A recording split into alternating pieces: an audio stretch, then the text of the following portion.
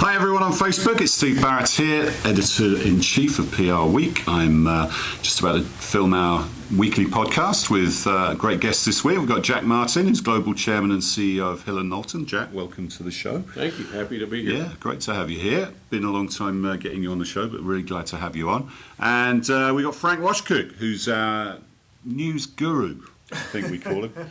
That's a bit of a promotion, isn't it? It is, yeah. News director across PRWeek and MM&M. So how you doing, Frank? I'm well. How are Another you? busy week of news? Yes, it is. Always is. And we get to, I'm not going to talk about the beard this week, but it's luxurious, mate. It's looking good. I really appreciate that. I need all the compliments I can get on this beard, so I'll take them. Thank you. So yeah, we're about to start recording, so if you've got any questions, comments, please append them to the feed. We'll try and incorporate them in the show. Try be nice, you know. Let's try and make social media a nicer place, shall we? And yeah, ready to go when I get the signal from webmeister Perry Simpson.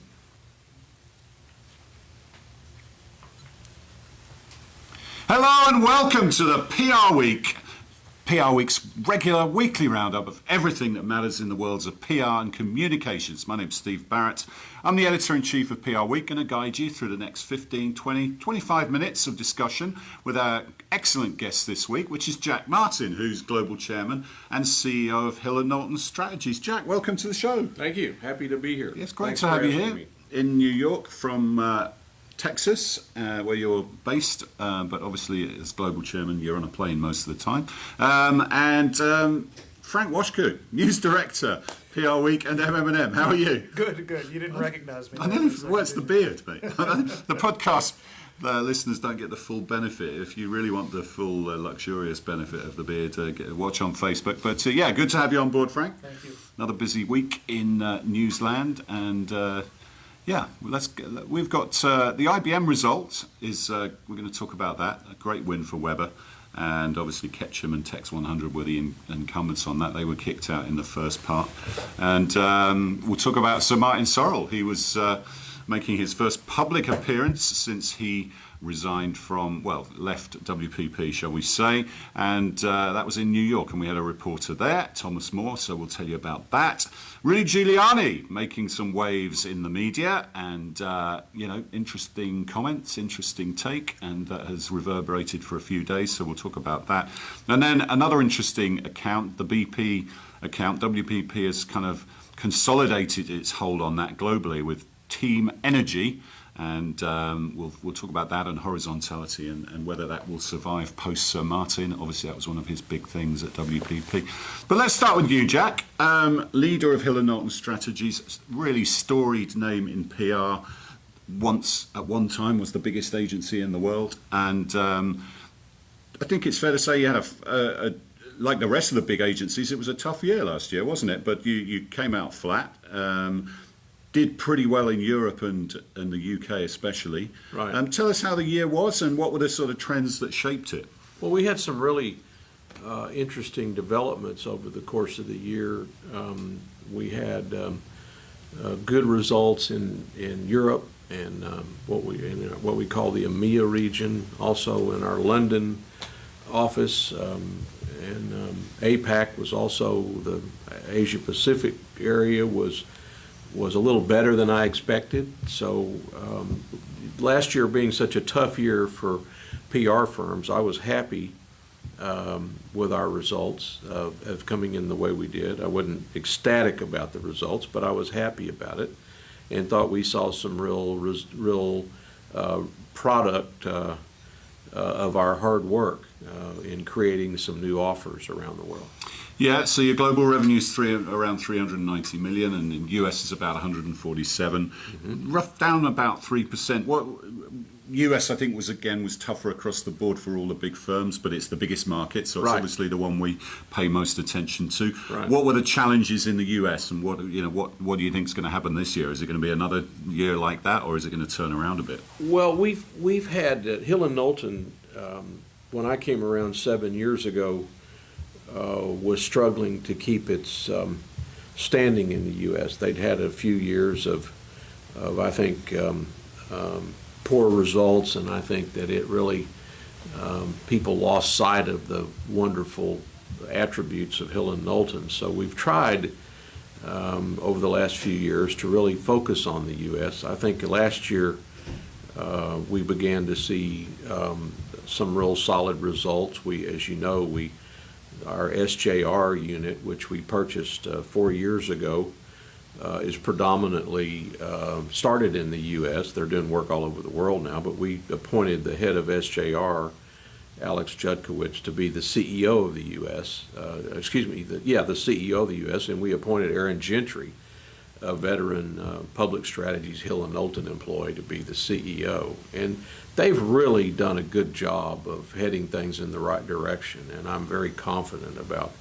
2018 because of that. The spirit and the enthusiasm of the team, and as well as the clients. Yeah, tell us a bit about Group SJR. Interesting company. It's a very smart acquisition. I think it's generally accepted, and they've grown. Within HK, they have grown, and they're obviously in that sort of brand content space, making brand films and all that good stuff, which is a fruitful area.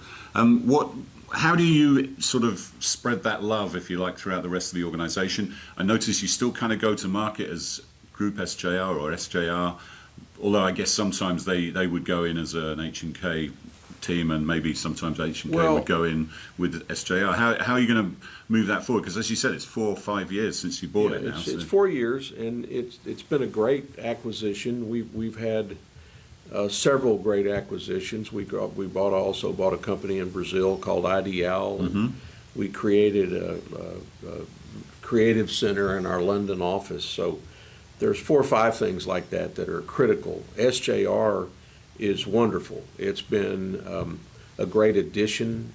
Alex and his whole team, Mitch and Tom, who you just met earlier, they've got a approach to the business that has to do with content and creativity, and they're ahead of the game. And it's really infused a spirit of new thinking into the way we approach the business at Hill+Knowlton, particularly in the U.S. But at the same time, they've also benefited from the combination with us. I mean, they're a relatively small firm compared to Hill+Knowlton, and so they have a platform of clients that they can sell to. And in a lot of cases, they've enhanced existing client relationships. In a lot of cases, they've helped us sell new business, but it's just been a great combination. IDL is the same thing in Brazil. They've had a big impact on what we're doing in Latin America, and particularly on the creative side. And then Richard Miller, beginning about 3 years ago, launched the Creative Center in London that's had particularly strong results. Richard leads the UK Miller, business. Yeah. Leads the UK business. And interestingly, he's had a great deal of success in China with Chinese clients. And so those things are 3 or 4 initiatives like that have been quite good, SJR being one of them.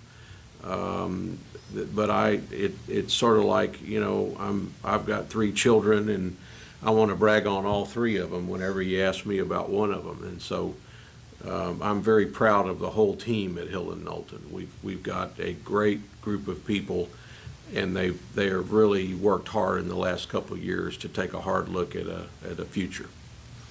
And one thing you announced today is the setting up of a new global government and public sector practice led by George Tagg. Tell us a little bit about that and how that will play into the structure, and how that will integrate with your 3 children, if you like. Yeah, well, when you talk about how we go to market, I mean, we go to market in whatever way works. And so I think sometimes we'd go to market as the Acme Lumber Company if I thought that would help us get in the door to tell everybody our wonderful story. But in George Tagg's case, George is a career diplomat. He had a good bit of experience in Washington, but WPP has a very strong government sector practice that's growing. And so in consultation with our colleagues at WPP, we saw there was a space for us in that mix. And I recruited George Tagg, and he's just started, and so we have a new sector within all of our global sectors that I have a lot of confidence in. People lose sight of the fact that governments around the world are just as interested in communicating in an appropriate way with the public as are private companies or as are elected officials. And so that's a great opportunity for us to help the governments around the world be more transparent and talk to the public in a way that they can be proud of and we can be proud of.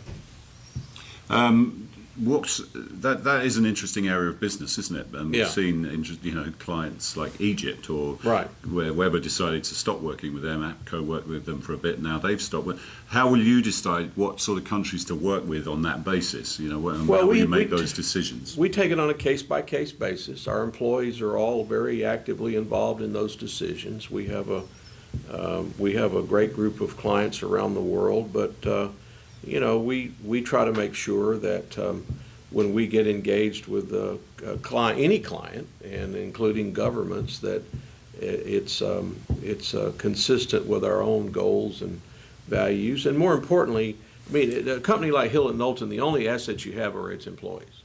So it's a big deal to me to make sure that our employees come to work every day and feel really good about the work we're doing.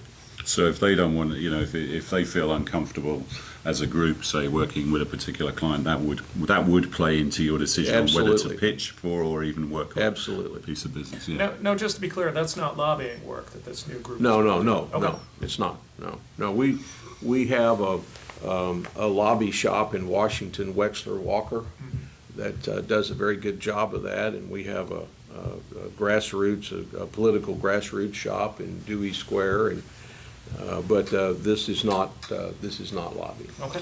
How will it dovetail with your existing sort of government relations, public affairs work across the different regions? Well, it'll fit nicely. In fact, we do a good bit of work in Brussels now, and we also do work around the world, and sometimes it would be a public affairs space. As you accurately, your question indicates exactly the case. It is a very compatible practice with public affairs. Not as much lobbying, but with public affairs, because a lot of the type of activity that a government client might have would fall under the general category of public affairs.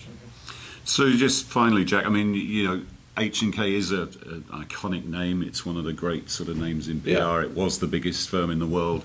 It's now sort of, 7, 8 in the world. Well, you keep saying that it was the biggest firm in the world. I prefer to say it's the best firm in the world, and it's one of the biggest. So okay, I don't necessarily think big is better, but we keep striving to grow. Does that put some extra pressure on though when people do sort of Sure. say, and no, it's same with Burson as well. Burson Yeah. Marsteller, Well, Hill+Knowlton's 90 years old, and Yeah. it merged with the firm I founded 30 Public years ago, Strategies, Public Strategies, and so the name of the firm is Hill+Knowlton Strategies, and I'm very sensitive to both cases, my own legacy from Public Strategies and what Hill+Knowlton started 90 years ago, and I want to be sure we get that right in terms of your good name and your reputation. Yeah, for sure. We'll talk about legacies in one of our newsy topics, but thanks for that, Jack. Frank, let's get on to the stories this week. IBM, one of the biggest pitches of the year, if not the biggest. I don't know what it was worth, $10 to $15 million. Who knows? The people who lost the account say one thing. The people who are winning the business might not say on the record. It's fair to say we've heard estimates across the board on Yeah. this. But then tell us about who won, who lost, and how did it all play out? Right, so the big winner is Weber Shandwick, which is going to be IBM's lead anchor agency on its global business. And IBM has also brought on SKD Knickerbocker, Spectrum, Science Communications, and Civic Entertainment Group. So the bottom line to me of this story is they had about 20 agencies. They've narrowed it down to 5. So it's part of this trend we're seeing of the large rosters of agencies getting narrowed down to a smaller handful, you could say. Yeah, clients don't necessarily want 15 different business cards Right. in a room, do they? So that makes maybe, and they also want to cut costs. So Right. I guess that's easier with fewer agencies. And of course, this was the account that was held jointly by Ketchum and Tex 100 for well over a decade. Both of them bowed out or didn't make it to the second round of the pitch process earlier this year. So definitely one of the most washed accounts this year. Absolutely. Jack, 2 questions for you on that. when you've got an account like that, they've been working together for 17 years, those two agencies, and a new CCO comes in. One, how do you keep those accounts fresh? Because sometimes there's a tendency, I'm not saying anyone got complacent here, but there's a natural inertia that maybe sets in and a new person comes in. One, how do you do that? How do you keep a long-term client relationship fresh? Well, the first thing is you don't think about how to keep it fresh in the 17th year, or you don't start when there's a new person on board. So if you try to maintain that as you go forward, it's a heck of a lot easier. I think what you see in IBM is Ray Day's one of the most respected and wise people in the business all over the world. And then came over long time at Ford. IBM. So I think what you're seeing is Ray putting his stamp on things, and some of those agencies he's worked with in the past. And I think it's a natural chain of events that a person like Ray in that position is going to perhaps take a fresh look at things. So those things happen. They happen to all of us. Those were good firms that had the business, and they're good firms that are the new people on the business. So I think the main thing is to try to be sure that you're doing a good job every day, and that you got a great partnership with the client. If you find out in the 17th year that somebody's got a question mark about your creativity, then that client was headed out the door a long time before you ever realized it. Yeah, for sure. We were expecting maybe to see Burson on that roster because they had been working with IBM, with Ray Day, in that time when he took over between then and the pitch. So it was maybe a little surprising not to see them continue that. I don't know anything about that. I know Ray has a very high degree of respect for Burson, and he and Don Baer particularly worked together in the past. So I'd suggest to you, and this is just speculation on my part, that this is probably not the only move Ray will make in terms of bringing in a stable of advisors to IBM, and I would expect to see Burson on that list going forward. Ray knows the business as well as anybody, and he's always been someone that wanted to take the best from each group that he could possibly get and surround himself with a broad array of advisors. And so I would bet money that he keeps doing that at IBM. One for your notebook there, Frank, to follow up on. Let's talk about Martin Sorrell. He made his first public appearance this week in New York at a conference since his what he called his extraction from WPP. Great word. Sounds like a tooth being taken out with a pair of pliers. The word extraction made me think of the film Proof of Life and the hostage extraction from South America. So, has Martin been held hostage all these years? Well, that's not what I've insinuated. But tell us about it. He said some interesting things, didn't he? And he certainly said he's not left the game forever, for sure. So he dropped quite a heavy hint out there at the Techonomy New York conference. Yeah, should give them a shout out. Good job for them getting him to their conference. Yes, and our new agency reporter Thomas Moore was there, and if you haven't met him yet, you should look him up. Yeah, he's a great guy. So he Sorrell was on stage and basically said, "I'm not done yet," and he is predicting that he's going to be active again in the agency world, and was actually pretty complimentary of his peers in the holding company world, saying, look, these aren't dumb people. They're going to react well to the market conditions out there, and so we're watching to see what his next move is going to be. Because it sounds like he's hinting he's not quite going to go away quietly, but we'll see. That's not what he said when that Publicis Omnicom deal fell apart, was it? What was his phrase back then? Oh, there were a lot of them, though, weren't there? The purple plus orange makes brown, and some other ones. So yeah, he had a lot of good quotes at that time, didn't he? Jax Martin's someone you know very well for over the years, and obviously he acquired your firm and brought it into WPP. What was your take on him leaving the business, and two, what was your take on his comments this week? Well, he and the late Howard Pastor were instrumental in my coming to WPP in terms of my selling public strategies to them. My confidence was high enough in both of them that I didn't talk to anybody else about selling. And that's a decision that I don't regret for one single day, including today. And that gives you an idea of the respect I have for Martin and for Howard, who sadly is deceased. I only have good things to say about him. I think he was a genius when it came to building this business, and I was honored to work for him. I think his comments the other day are not in the least bit surprising, because he knows how to make news. He's candid, and he says what he thinks. So I don't know anything about his plans, but I think one of my favorite expressions is more will be revealed, and I think in Martin's case that applies. Yes, indeed. Yeah, He knows how to drop just enough of the lure into the water. Yeah, sure he does. He really does. He's very good at it, and he's an exceptionally smart man. Yeah, he said that was as much as he was going to say, didn't he? Obviously, the journalist on stage pushed him, but yeah.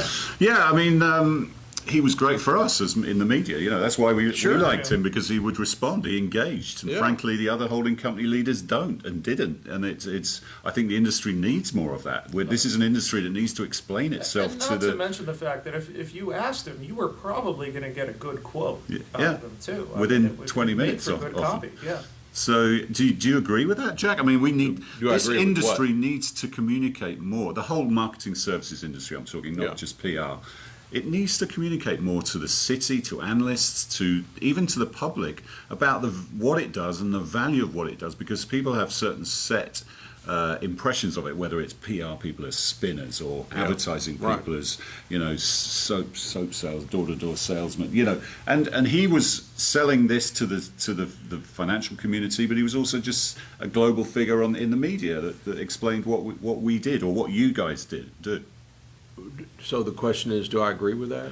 Do we need more people out there doing that? Well, I think Martin was better at it than anybody else, and I think he loved doing it, and he had a knack for being able to tell a story. I'm probably the other end of the spectrum. I don't take anything away from him. I admire him for what he did, and it benefited Hill+Knowlton and WPP enormously. I think that I've always thought that in my case the key to success was by doing a really good job at whatever it is I was doing, and part of it is by my roots, I'm a kid that grew up in Texas in a family full of cowboys and farmers, so it's not in my nature to be into the realm of promotion. In fact, and I think to some extent I have to work on that, because I think I don't want to talk about myself as much as I want to talk about the wisdom of Hill+Knowlton, or the ideas we have, or our employees. I do think that any of us in these positions have a responsibility to make sure people understand something very simple, which is the public is now in a position to be involved in every single part of a business. They have the ability to pay attention one day to investor relations, and the next day to the product itself, and maybe they have an opinion about a merger. And so I think that people in my position need to talk in a very, very clear way about the need to communicate with the public. Now that means we also have to do it. So for example, what I see about our industry is that there's sort of an upstream and a downstream. There's a lot of discussion about all the downstream activities that I call them, which is digital and social or content, and WPP's got some wonderful assets that do that.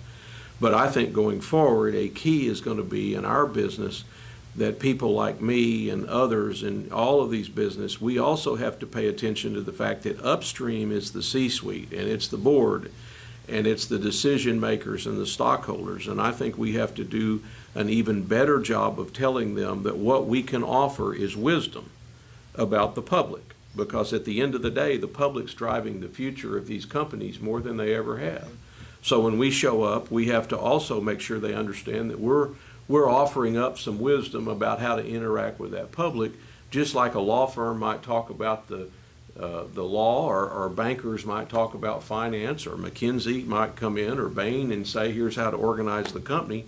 I think it's equally important that people in my position pound on the table and say, don't forget the public. And I think that's a business model, and I think in that respect, I'm happy to speak out on that. And Public strategies. Yeah, public strategies was based on that principle. And what I just described to you is something that I actually got the trademark for, which is the fifth seat, which I think all of us need to be focused on providing wisdom about the public as the fifth seat in the room at the C-suite. I think that leads then to opportunities to do research, or to do content, or to do, in the business that we're in, something always got you in the C-suite. It might be a crisis, it might be the fact that you were really geniuses at content, or the fact that you had a research capability, or in public affairs because you understood the government. I think now going forward, we have to really focus on earning the right to be in the room because of the wisdom that's coming from our business model. And I think that's on that point, I'm happy to speak out a lot more. Yeah. No, understood. But yeah, I guess what he's saying also is if someone like John Wren or Michael Roth doesn't feel comfortable being that front person, or shouldn't try to be something they're not. Anyway, Martin was that naturally, and that was, Martin was a natural at it, and he was very, very good at it. And at WPP and Hill+Knowlton and Public Strategies benefited enormously from that. Absolutely. So we'll watch with interest to see what he does next. Frank, let's talk about Rudy Giuliani. He's been doing the rounds of the media, making a few waves. Yeah. Over to you, my friend. Here I was last week just watching an NBA playoff game, and suddenly you start getting a string of news alerts on your phone that don't quite look real. So anyway, Rudy was on the Hannity program on Fox News last Wednesday night, and very easily announced that the president had repaid Michael Cohen for his payments to Stephanie Clifford, who is better known to Stormy Daniels. Stormy Daniels.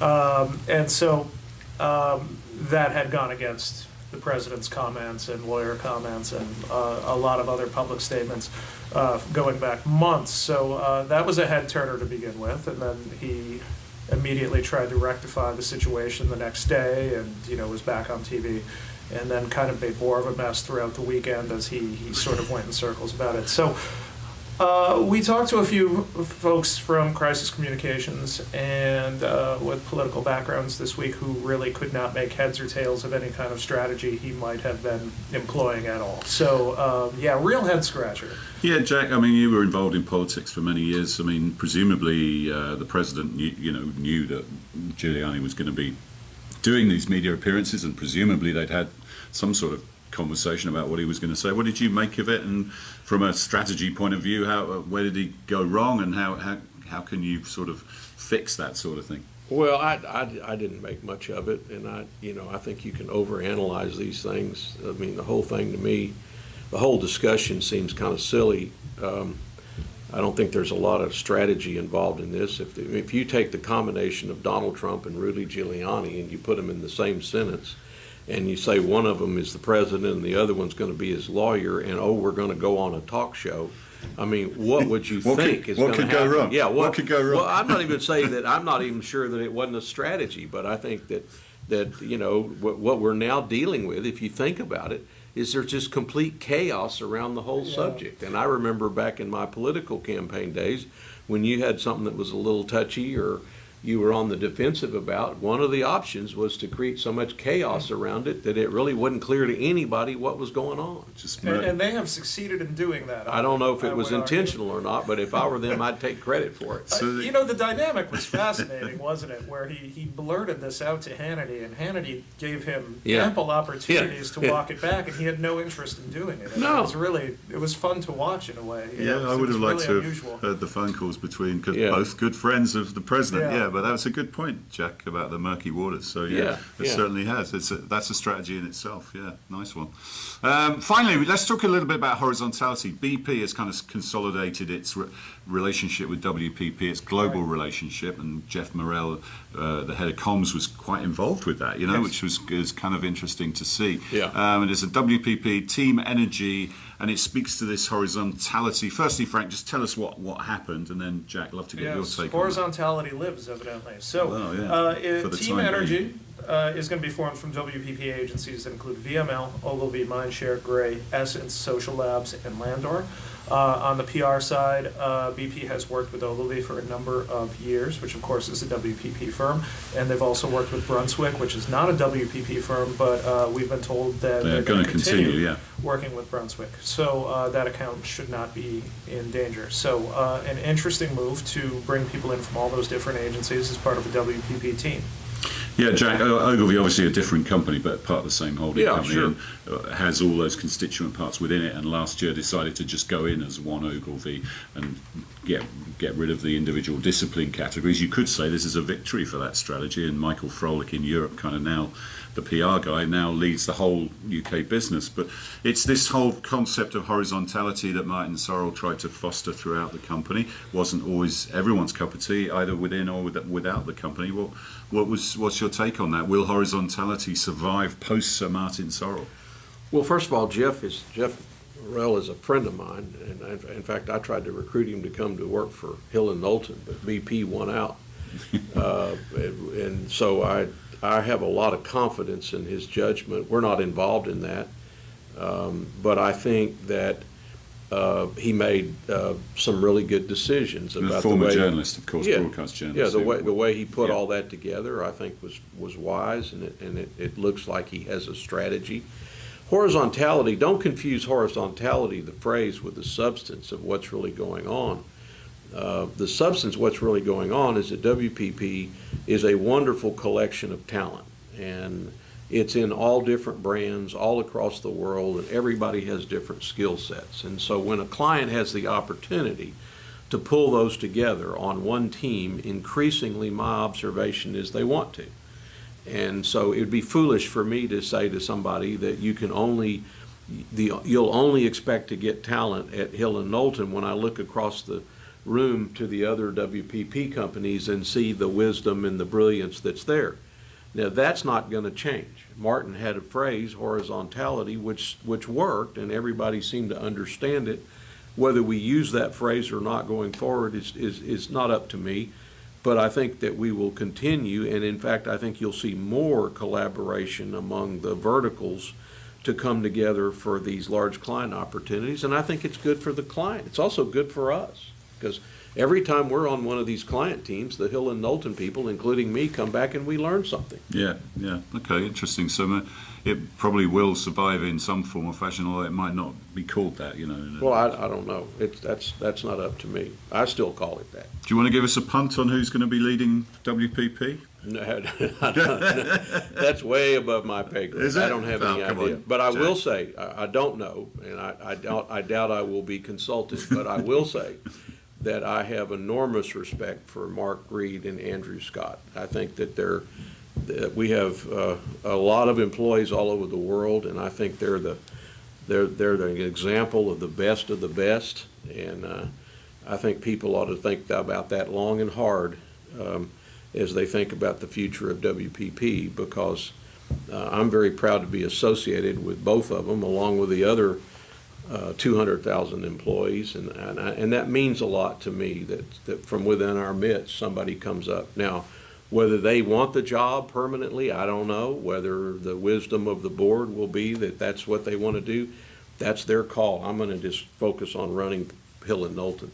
Yeah, and we wish you well with that. Thank Thanks you. for coming on to the podcast. Fascinating chatting to you, and wish you good fortune over Thank the you next both. 12 months. Thank you, Frank. Always a pleasure. Just a couple of housekeeping announcements. We've got our big PR Week Global Awards next Tuesday, actually, in London. So hope you're going to join us for that. It's going to be a great evening, and hope you checked out the winners at the Brand Film Festival. It was last Thursday, a fantastic evening there. Go to brandfilmfestival.com or prweek.com and see the best films. Brilliant evening and some great work. What else have we got? We've got a survey out there, Frank.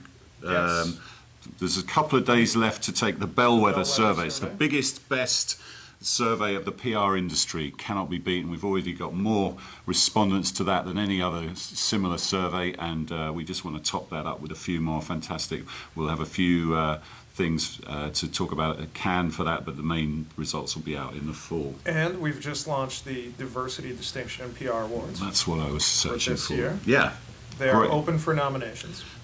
Thanks for the reminder. Yes. It's the 8th year that PRWeek is doing them with the PR Council. You are so on message, my friend. This is very impressive. Yeah, 8 years we've been doing that, and as Perry's film, What It's Like to Be Black in PR, shows, it was screened last night at the PRSA Foundation Paladin Awards.